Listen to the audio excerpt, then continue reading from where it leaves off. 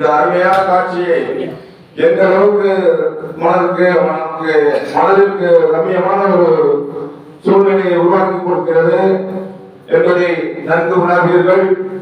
இந்த நெய் அபிஷேகமானது விஷ்ணு சாப நிவர்த்தி என்பது குறிப்பாக போடப்பட்டிருக்கின்றது. இந்த ஆலயத்திற்கு அர்ச்சகராக திரு சுப்பிரமணியன் அவர்கள் இங்கே பணிபுரிந்து வருகிறார்கள். அவர்கள் பணிபுரிந்து வருகிறார் என்று சொல்லப்படாது. அவர்கள் கோயிலில் ஒரு அங்கமாகவே இருந்து எங்களுடைய எல்லா நிகழ்ச்சிகளுக்கும் முற்றுகையாக இருந்து இந்த ஐயப்பன் ஆலயம் மென்மேலும் வளர உறுதுணை அளிக்கிறார்கள். அவர்களுக்கும் அவர்களுடைய குழந்தை செல்வங்களுக்கும் அவர்களுக்கு துணையாருக்கும் எங்களுடைய வாழ்த்துக்களை தெரிவித்துக் கொள்கிறோம்.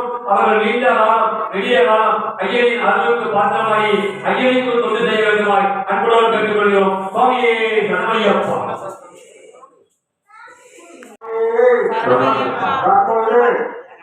அபிஷேகம் நடந்து கொண்டிருக்கிறது. அது உத்தரப்பிரதேச அடுத்தபடியாக கேட்டுக்கொள்கிறோம். சுவாமியே சரணமையப்பா. சுவாமி சரணம், சுவாமி சரணம், சுவாமி சரணம். அடுத்த அபிஷேகமானது உத்திர நட்சத்திரத்தில் கூடியது. இது ஐயப்பனின் நட்சத்திரம். ஐயன் உதித்த நட்சத்திரம் உத்திர நட்சத்திரம். அந்த உத்திர நட்சத்திரத்தில் ஏற்ற சர்க்கரையாலான அபிஷேகமானது நடைபெற இருக்கிறது.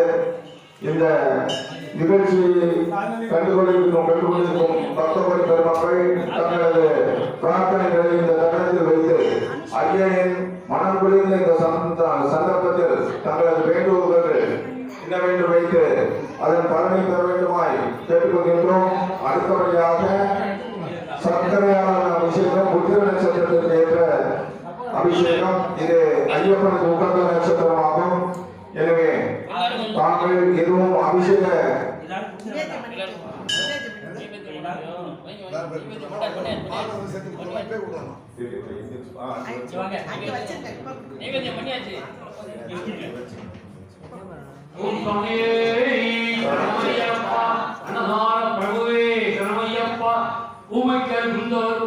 கண்மொழி வழங்கியவர் குருநாதருக்கு குருநாதர் குருதட்சணை என்ன செய்ய வேண்டும் என்று ஐயப்பா பகவான் கேட்டபோது குருநாதர் சொன்னார், எனக்கு நீ தெய்வப்பிரவி என்பது எனக்கு தெரியும், ஆனால் என் மகன் ஊமையாக இருந்து வாய் பேச முடியாமல் இருக்கின்றான் என்று சொன்னார். குருவுக்கு கொடுத்த மிகப்பெரிய தட்சணையாக அந்த ஊமை சிறுவனை பேச வைத்த பெரும் பாக்கியவான் அந்த ஐயப்பன்.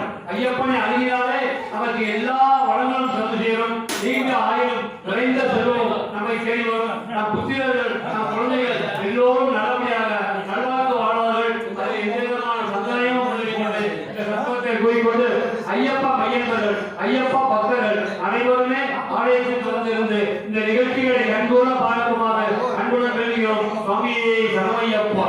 பகவானே சரணமையப்பா. சுவாமி சரணம், சுவாமி சரணம், சுவாமி சரணம். தற்போது தெய்வ அபிஷேகமான அடுத்த நட்சத்திரமான உத்திர நட்சத்திரத்திற்கு, அதாவது ஐயப்பனின் நட்சத்திரமான உத்திர நட்சத்திரத்திற்கு சர்க்கரையால் அபிஷேகமானது நடைபெற இருக்கிறது. எனவே இந்த அரிய சந்தர்ப்பத்தில் மக்கள் உடனடியாக ஆலயம் நோக்கி வருமாறு கேட்டுக்கொள்கின்றோம்.